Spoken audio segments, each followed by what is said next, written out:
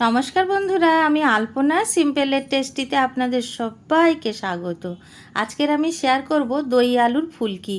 আমার চ্যানেলে নতুন বন্ধু হলে আমার চ্যানেলটিকে সাবস্ক্রাইব করে পাশে থাকার অনুরোধ রইল। অলরেডি যে বন্ধুরা আমার পাশে আছেন তাদেরকে জানাই অসংখ্য ধন্যবাদ। দই আলুর ফুলকি বানাবার জন্য এখানে আমি নিয়ে নেব দুটো সেদ্ধ করা আলু, ছাড়িয়ে রেখেছি। আলুগুলো আমি গ্রেট করে নেব একটা গ্রেটারের সাহায্যে। আলুগুলো এই রকম বড় ছিদ্র যে দিকটা সেই দিকটা দিয়ে গ্রেট করে নেব। আপনারা চাইলে হাতে ম্যাশ করেও নিতে পারেন। আলুগুলো এইভাবে আমি সব গ্রেট করে নেব। দুটো আলুই গ্রেট করে নিয়েছি। এখন আলুর মধ্যে কিছু মশলা দিয়ে দেব। আর এখানে আমি দিয়ে দেব 2 টেবিল চামচ চালের গুঁড়ো, দিয়ে দেব কাঁচা লঙ্কা 5টা কুচিয়ে রেখেছিলাম, দিয়ে দেব চিলি ফ্লেক্স হাফ চায়ের চামচ। লঙ্কাটা আপনারা আপনাদের স্বাদ মতো দেবেন। স্বাদ অনুসারে লবণ দিয়ে দেব এখানে টক দই বাড়িতে পাতা আমি দিচ্ছি, কেনা দইও দেওয়া যায়। 3 টেবিল চামচ আমি দিয়ে দেব দই। সব কিছু উপকরণ একসাথে মিশিয়ে নেব এইভাবে।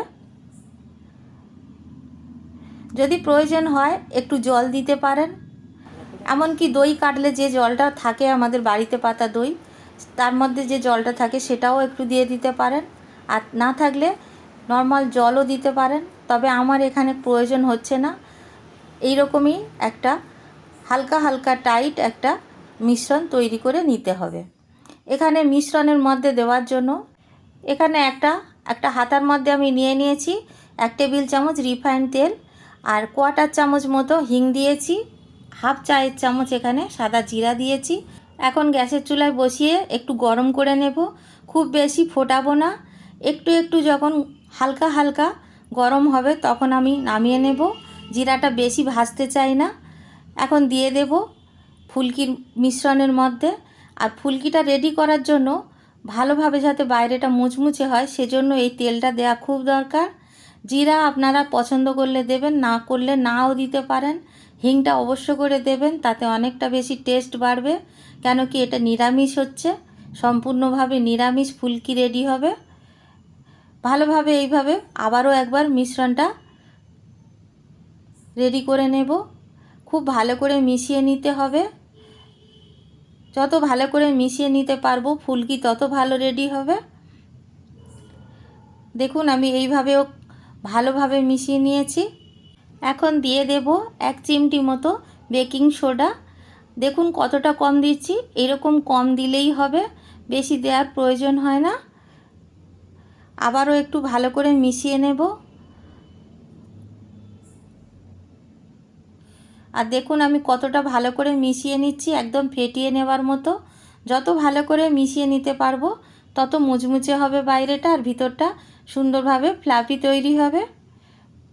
এখন আমার মেশানো হয়ে গেছে, আর এদিকে গ্যাস জ্বালিয়ে কড়াইতে তেল গরম হতে দিয়েছি। তেলটা খুব ভালো করে গরম করে নিয়েছি, আর গ্যাসের চুলাটা মিডিয়াম আঁচে করে এইভাবে মিশ্রণটা নিয়ে আস্তে আস্তে ফুলকি ছাড়তে হবে তেলের মধ্যে।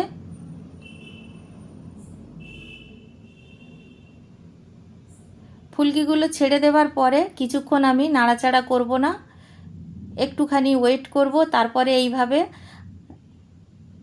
ঝাঁঝরিটা দিয়ে বা খুন্তি দিয়ে এইভাবে একটু নাড়িয়ে দিতে হবে যাতে তলাতে বসে না যায়। আর তারপরে দেখুন এইভাবে খুব সুন্দরভাবে ফুলে ফুলে উঠবে।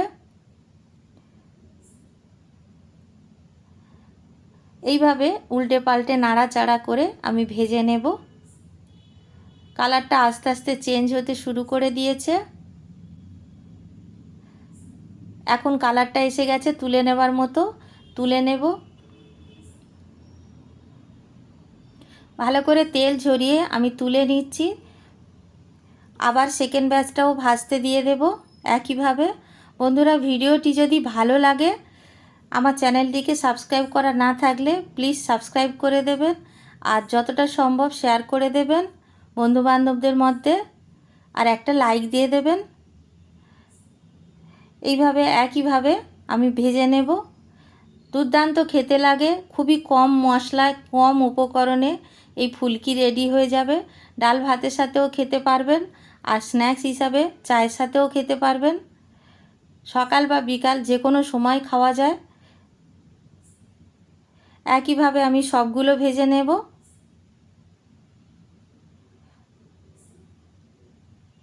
যত ভাজবেন তত ভাজতে ইচ্ছা হবে।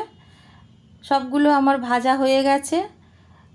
ভীষণ গরম আছে, তাই আমি হাত দিয়ে এইভাবে রাখছি বন্ধুরা। আর দেখুন কতটা সুন্দর দেখতে হয়েছে।